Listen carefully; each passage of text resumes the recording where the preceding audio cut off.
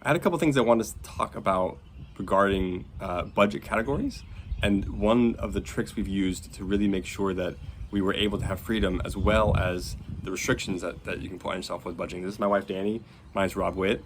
So we want to talk to you about fun money.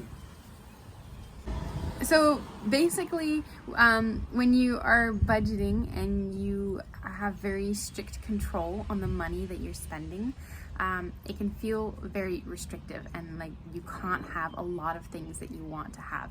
And the remedy for this is this concept of fun money, which is an amount of money that you set aside that you can spend on whatever you want.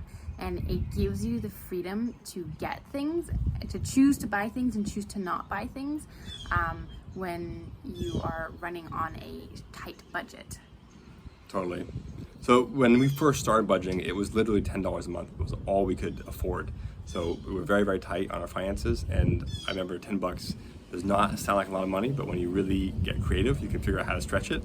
It kind of means you have basically one or maybe two purchases that are all pretty minor.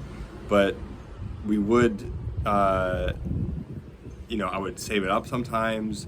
Very often I just wouldn't spend it at all.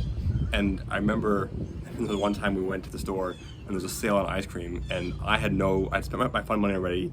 We were out of food budget and Danny's like, okay, I'm gonna spend all my fun money on this ice cream. And we stocked up on this sale we had for ice cream.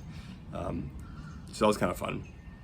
More recently, so even though our income now has 4x since then, more or less, something like that, we still only have $100 of fun money, which I guess is a 10x expenses. So, but it's only $100 a month. It's not that much money, especially not compared to what other people expect you to spend. So what do you normally spend your fun money on? I think the last thing that I got was a dress I wanted to buy. That makes sense. Yeah. Sometimes we'll include clothes as part of our normal expenses. Definitely for professional jobs, there are certain kind of clothing requirements, but also very often there's clothes that someone just wants kind of, or is a bit more comfortable, and so we'll often use fun money for that kind of thing. And when was the time that you wanted to buy something, but then you decided not to buy it because you didn't want to spend your fun money? Well, there was one thing for our bunny. So I had gotten him some toys and I was really... We have a pet rabbit, like she's talking about a literal bunny. Yeah. And there were some toys that I was trying to get him and I saw so many awesome things that I wanted to get.